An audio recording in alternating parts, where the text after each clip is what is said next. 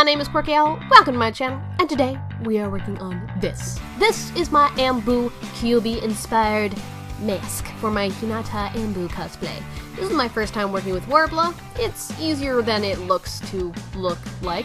It turned out fantastic. Anyways, let's get going! So, things you are going to need. Simple mask, I just got mine from Michael's Craft Store for like $3. Cardboard, cutting tool of your choice, masking tape, a paper clay or any clay molding of your choice, a hot glue gun and its sticks, sandpaper, Worbla or any thermoplastic of your choice, a heat gun, wood glue, acrylic paints, and a top coat sealer. Alright, so, I didn't show you the very first steps. The first step is for your animal ears and nose.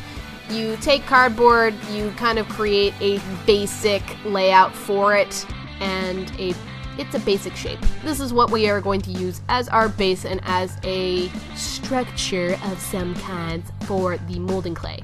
Right now I am taking off the masking tape and I am replacing it with hot glue gun just to make it more firm and a little bit just better.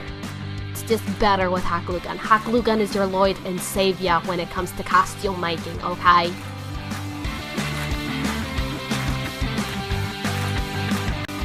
Moving on to the fun molding part, I do not usually mold. I do not sculpt.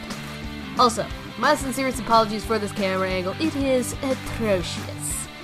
Anywho, I am really looking at a reference picture of Kurama's ears and molding it as best to my molding abilities. I don't do this much, so if you're better at molding, I'm sure you're gonna have a better result, but it turned out good enough for me.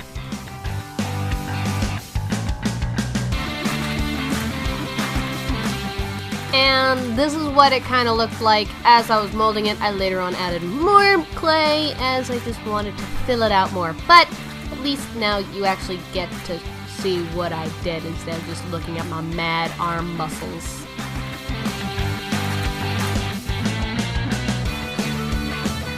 Now on to the challenging part. This was the most nerve-wracking experience I have ever had in my cosplay career so far. Not saying very much, I know. But I'm just using my heat gun, correction, my father's heat gun, thanks Dad, to heat up the Worbla and mold it on top of the mask. I am essentially form-fitting it as much as I can. Now, the thing with Worbla is, if you heat it up too much, it rips. If you heat it up even more, it starts to bubble up and just look weird and burnt. So be careful about how close you use your heat gun. Mind you, this is also like an expensive heat gun, so it's more powerful, and I underestimated its heat laserness. So also know the tools that you use. Quirky-Owl tip of the day, everybody. And as you can see, it turned out fantastic. Now, the only complaint that I have is that I should have sanded the clay more to get a more smoother finish, but at the same time, I kind of like the rough ruggedness of it. And now it is time to prime and smooth the Worbla.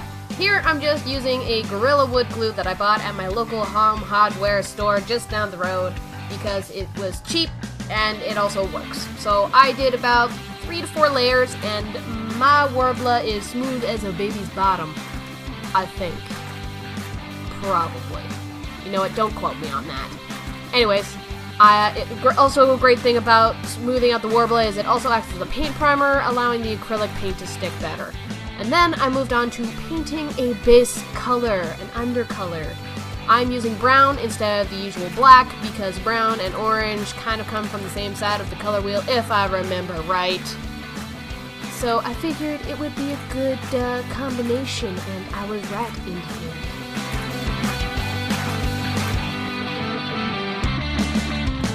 end. Moving on ahead, as you can see, I have painted about 2 coats of orange acrylic paint already. I chose orange because this is Kurama. He is a significant character in the series, and I wanted to make this mask as a symbolism of Naruto and Hinata finally being married and all of my ship fangirl dreams coming true. It was amazing, and I love it.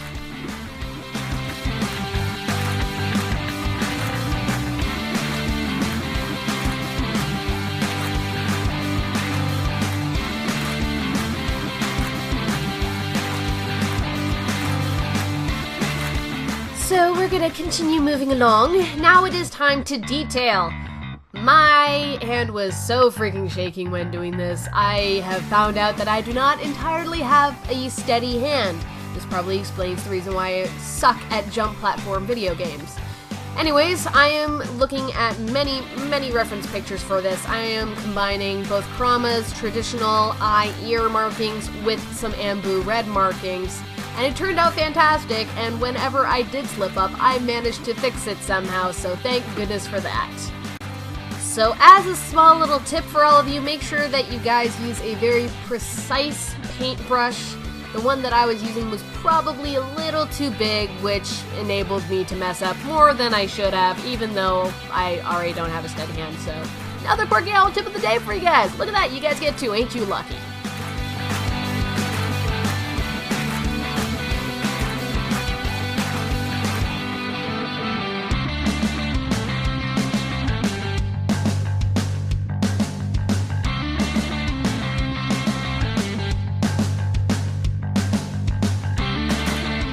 Alright, so the last step of this process is to do a top coat sealing coat. I'm using a Mod Podge. You can use whatever sealer you prefer. I just used Mod Podge because it was cheap and it was available to me, and I also had it left over from a couple costumes ago. I didn't show you how to put the straps on, I just hot glued them on. I had some leftover ribbon, I hot glued them, I put some foam on top. Done, easy, simple. And we're done! This is what the mask looks like as a finished product while it's on my face instead of me just holding it up for you. If you guys enjoyed this video, please like and subscribe for more content. Hopefully I will have some more videos for you shortly. Thank you very much. Until then, I'll see you later.